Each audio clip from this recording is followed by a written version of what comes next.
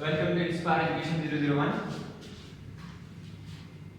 तमाम दोस्तों को इंस्पायर एजुकेशन के चैनल पर स्पेशली थैंक्स टू इनाम हक from inspire education 001 and scholar Islamic International University, also for Usama Malik and Saif Hamza Level 2. तो स्टूडेंट्स, हम अपने टॉपिक की तरफ आते हैं। Today we will discuss about Michelson Morley experiment. Michelson Morley experiment क्या था? दो साइंटिस्ट ने एक्सपेरिमेंट किया था, इसके बारे में हम डीपली डिस्कस करते हैं इस एक्सपेरिमेंट को।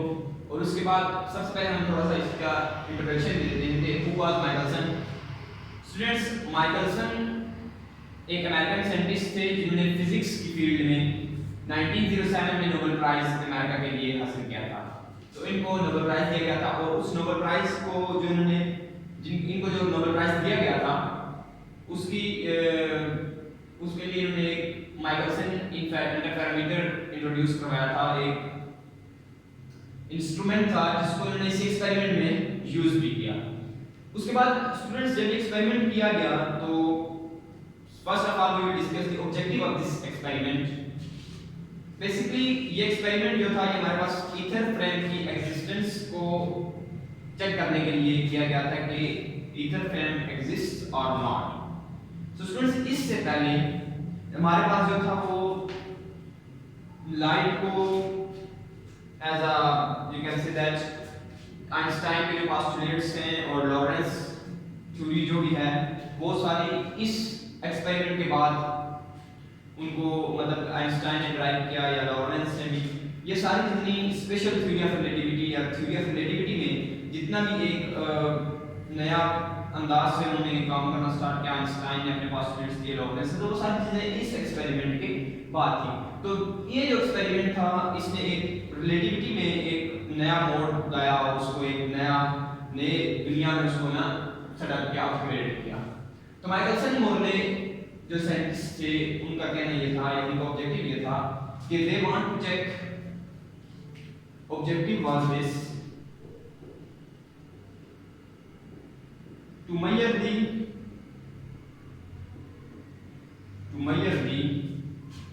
relative velocity of Earth and ether frame। इस एक्सपेरिमेंट का जो मेन ऑब्जेक्टिव था वो ये था कि ईथर फ्रेम में और जो हमारे पास अर्थ है इनमें रिलेटिव वेलोसिटी और रिलेटिव मोशन इन दोनों के दरमियान क्या है। अब ये पर्पस क्यों किया गया था? To check the existence of ether frame। Students, ether frame की एग्जिस्टेंस को चेक करने के लिए ये माइकलसन-मोरले एक्सपेरिमेंट किया गया था। अब ईथर फ्रेम है क्या? Ether frame it is a hypothetical medium. Ether हमारे पास हाइपोथेटिकल मीडियम था और उससे पहले यही था कि it is a hypothetical medium. So उसके एग्जिस्टेंस को चेक करने के लिए कि क्या ईथर एग्जिस्ट करता है। It is a hypothetical medium which is used to explain how light reach from sun to earth, passing from a free space. And ether is also a transparent medium, and it is elastic. You can say that highly elastic region, fixed frame of reference. You can say that, and this is also known as the absolute frame of reference. So we will discuss about this experiment. First we will discuss the procedure, apparatus of this experiment, Michelson-Morley experiment. Michelson used monochromatic source. He used a monochromatic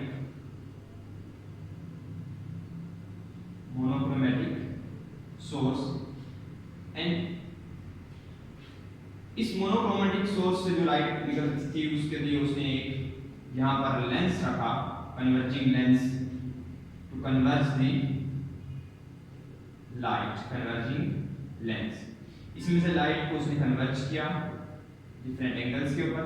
फिर उसने एक यहाँ पर half coated frame half coated इसलिए था ये कि ताकि इसमें से लाइट ट्रेवल भी कर सके और लाइट रिफ्लेक्ट भी हो। इसके साथ उसने यहाँ से एक फिक्स्ड डिस्टेंस के ऊपर दो, एक हॉरिजॉन्टल सरफेस के ऊपर और एक वर्टिकल सरफेस के ऊपर दो मिरर प्लेस किए, M1 M2। तो जब लाइट यहाँ से ट्रेवल करेगी तो यहाँ से लाइट अगर M2 के ऊपर पास हो रही है, ट्रांसमिट हो रही है, तो यहाँ से वापस रिफ्लेक्ट बैक होगी, और इसी तरह जब M1 के ऊपर जाएगी तो यहाँ से भी ये रिफ्लेक्ट बैक होगी, और यहाँ पर एक इंटरफेरेंस प्रोड्यूस होगा एट पॉइंट G पॉइंट के ऊपर एक इंटरफेरेंस होगा, और ये लेंथ है ना L, और ये भी लेंथ क्या है L, सेम लेंथ है, फिक्स्ड दो मिरर, ये actual setup, this is the actual setup. So यहां पर जब इंटरफेरेंस होगी स्टूडेंट्स, तो इस इंटरफेरेंस को चेक करने के लिए माइकलसन ने एक इंस्ट्रूमेंट यूज किया which is known as Michelson interferometer। Students ये क्या चेक करता है, इसके ये एक्चुअल सेटअप है, हम इसकी जो थ्योरी है, जो डेरिवेशन है, वो हम डिस्कस करेंगे। तो एक्चुअल सेटअप ये है कि माइकलसन इंटरफेरोमीटर में वो चीज ऑब्जर्व करेगा कि जब लाइट यहाँ से M1 से रिफ्लेक्ट होकर आ रही है, M2 से रिफ्लेक्ट होकर आ रही है, तो यहाँ पर क्या कुछ एक चीज फ्रिंजेस वगैरह प्रोड्यूस होंगी। तो उन फ्रिंजेस को ऑब्जर्व करने के लिए माइकलसन इंटरफेरोमीटर यूज किया, और जिसकी वजह से उसको 1907 में नोबेल प्राइज दिया गया।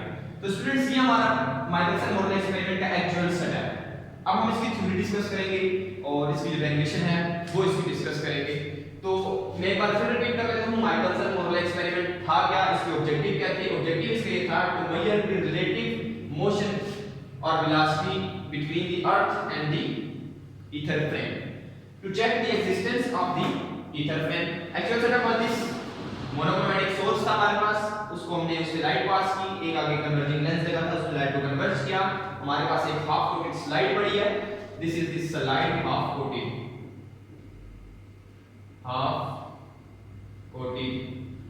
स्लाइड, हाफ कोटेड स्लाइड पड़ी है, जहां से लाइट को ट्रांसमिट किया उसने M2 की तरफ और रिफ्लेक्ट किया M1 की तरफ।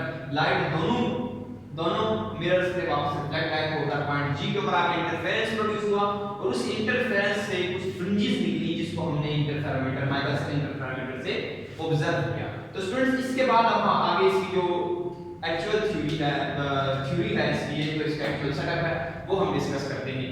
तो इसके लिए हमारे पास जो ये चैनल है इंस्पायर एजुकेशन पर, इस पर आप हमारे साथ चैनल विजिट करते रहिए, और इसके साथ साथ इस चैनल के जो हमारे पास डायरेक्टर हैं इनाम हक, हम उनका भी बहुत बहुत शुक्रिया अदा करते हैं कि वो हमारे हमें उन्होंने एक प्लेटफॉर्म दिया, एक चैनल दिया इंस्पायर एजुकेशन, जहां पर हम स्टूडेंट्स के लिए इस तरह की इंफॉर्मेटिव और मोस्ट